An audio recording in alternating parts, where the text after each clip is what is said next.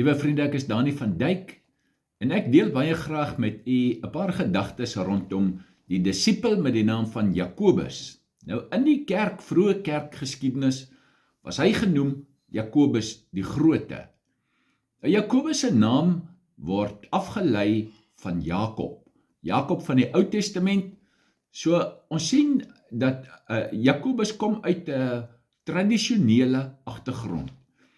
En hy was dan ook die seun gewees, een van die twee seuns van Zebedeus. Nou Jakobus en Johannes was die twee seuns van Zebedeus gewees. Hulle word dan deur Jesus genoem Bonarges. Bonarges beteken seuns van die donder. So as ons nou kyk na hulle naam, die bynaam wat Jesus vir hulle gee, en dit wat hulle nou later dan ook sê in die evangelies, dan lei ons af. Hulle was vurige manne gewees, vurig van karakter. So Jakobus was nou een van die twee broers wat hierdie vurige geaardheid gehad het. Zebedeus, hulle pa, hy was 'n visserman gewees, maar hy het 'n vissersbesigheid gehad, want hy het gehuurde mense gehad. Nou, hy het nie hulle geloof gedeel, wat hulle later in die Here Jesus gehad het nie.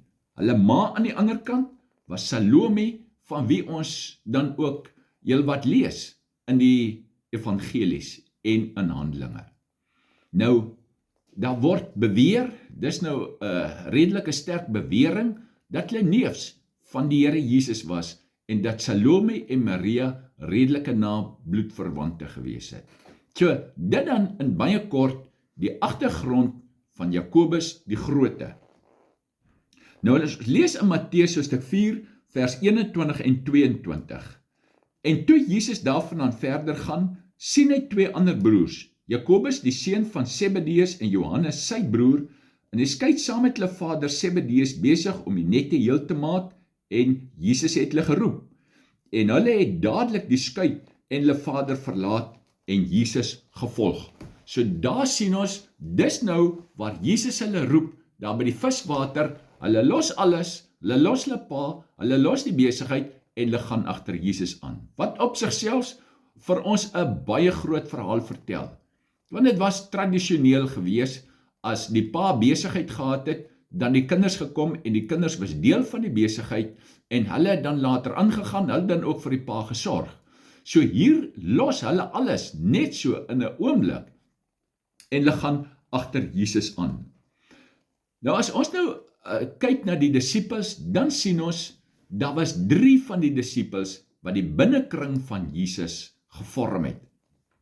Die 12 was die disipels, maar 3 van hulle was baie naby aan hom gewees. En Jakobus die Grote was een van die 3 wat naby aan hom was. Dit was Jakobus, Petrus en Johannes. Hulle was die 3 gewees. Hulle was die 3 wat altyd so 'n bietjie verder saam met Jesus gegaan het. Hulle was byvoorbeeld by die opwekking van Jairus se dogtertjie.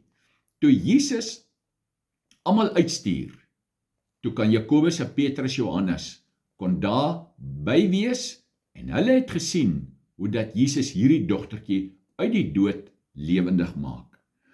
Hulle was dan ook by gewees by die verheerliking op die berg, toe Jesus daar voor hulle oë van gedaante verander het en die heerlikheid aangeneem het en Moses en Elia gekom het en met hom in gesprek was en Petrus vra, Here, moet ons hier 3 hitte maak, vir u een, vir Elia een en vir Moses een. En dit was hulle belewenis. En dan die volgende was in Getsemane.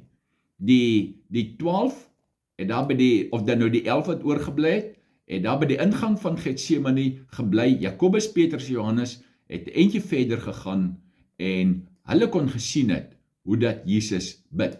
So, nou sien ons met hierdie geleenthede waar hulle dan 'n eentjie verder saam met Jesus ingegaan het, nader aan hom gewees het, watter ondervinding dit vir hulle moes gewees het en wat hulle daaruit geleer het, die geweldige impak wat dit op hulle lewe gehad het. Dan word daar 3 plekke in die Bybel beskryf waar Jakobus baie betrokke was. Die eerste geleentheid, lees ons in Lukas hoofstuk 9. Dit was waar Jesus saam met sy disippels deur Samaria gaan en hulle is op pad Jerusalem toe. Nou die Samaritane en die Jode het glad nie met mekaar oor die weg gekom nie.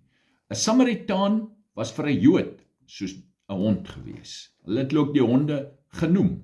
So toe hierdie Samaritane hoor, Jesus met sy disippels is op pad Jerusalem toe wys hulle vir Jesus af. En die oomblik toe die Samaritane vir Jesus afwyk, toe vra Jakobus en Johannes, die twee bonargisse, toe vra hulle, Jesus, moet ons soos Elia maak en laat daar vuur uit die hemel val en hierdie Samaritane vernietig? En Jesus bestraf hulle, hy sê vir hulle, julle weet nie van hoedanige gees julle is nie. Kan u sien hulle geaardheid, hulle wil toe daar hulle die Samaritane nie saamstem, toe hulle sommer moet vuur vernietig. So daar sien ons, Elia was heel waarskynlik hulle rolmodel gewees, want dis wat Elia op 'n stadium gedoen het. Nou, in Matteus hoofstuk 20 lees ons die volgende geleentheid. Daar kom hulle ma, dis nou Salome, kom by Jesus en sy vra vir Jesus, kan ek u iets vra? Jesus sê, jy kan maar vra. Toe vra Salome, nou daar word beweer dat hierdie twee, Jakobus en Johannes, dalk agteraf met hulle ma gepraat het en gesê het, gaan vra vir Jesus hierdie vraag. Sy vra, kan my twee seuns in u koninkryk, een aan die regterhand en een aan u linkerhand sit? Jesus sê, ek kan dit nie vir julle sê nie. Kan julle met die doop gedoop word waarmee ek gedoop word? Hulle sê, ons kan. Nou, daaruit maak ons 'n groot afleiding. Hulle het kans gesien om met dieselfde doop gedoop te word as waarmee Jesus gedoop is. Dit wat geen mens op hierdie aarde kon doen nie. Verstaan u? Hulle was manne met ontsettende groot durf en waagmoed gewees, vurig van gees en vurig van karakter was hulle gewees. Die volgende geleentheid sien ons waar Jakobus om die lewe gebring is. Nou, die gemeente is nou in Jerusalem gestig, gaan baie goed. Mense kom tot bekering in die gemeente in Jerusalem en die gemeente groei en dit gaan baie goed. En Herodes besef, hy sal iets moet doen. En toe hy nou besef, hy moet iets doen, dus die eerste persoon wat hy aanvat, is vir Jakobus. En hy laat vir Jakobus met die swaard ombring. Ons lees in Handelinge 12, die eerste 2 verse. En omtrent daardie tyd het koning Herodes sy hande geslaan aan sommige uit die gemeente om hulle kwaad aan te doen. En hy het Jakobus, die broer van Johannes, met die swaard omgebring. Nie vir Petrus nie, onthou net daarna, toe sit hy vir Petrus in die tronk, as jy nou vers 3 van Johannes 12 gaan lees, toe sit hy vir Petrus in die tronk. Maar, hy het gedink, ek moet van Jakobus ontslaa raak. Hy is die eerste een wat ek moet elimineer en hy raak van Jakobus ontslaa. Net so interessantheidshalwe, hulle reken, dit was 17 jaar nadat Jesus hulle geroep het daar by die viswater. So as dit nou 3 jaar, 3,5 jaar was, dan was dit omtrent hierso in die rigting van 13, 14 jaar na die uitstorting van die Heilige Gees wat dit gebeur het en Herodes bring dan op daai stadium vir Jakobus om die lewe. Nou, dan word die verhaal vertel en dit word nou deur geskiedskrywers vertel wat daar gebeur het. Toe Herodes vir Jakobus om die lewe gebring het. Daar was 'n soldaat. Hierdie soldaat was die een wat vir Jakobus opgepas het en hy was dan ook die een wat die doodstraf op Jakobus moes uitvoer. Maar toe hierdie soldaat Jakobus se ywer en sy passie vir die Here Jesus sien, toe val hy voor hom neer en hy sê, ek sal u nooit om die lewe bring. En hulle vertel Jakobus het hom opgetel en hom gesoen. En daar kom daardie soldaat net daar tot bekering en hy begin die Here Jesus daar en dan bely en hy word saam met Jakobus word hy om die lewe gebring. Net 'n paar dinge wat ons leer uit Jakobus se lewe. Sy liefde vir die Here Jesus. Daar waar hy in die binnekring was. Dis 'n baie goeie rede hoekom hy in die binnekring gewees het. want hy het hierdie ontsettende passie en liefde vir die Here Jesus gehad. Ons sien sy offer wat hy gebring het, sy pa met die gehuurde mense net so te laat staan en Jesus te volg.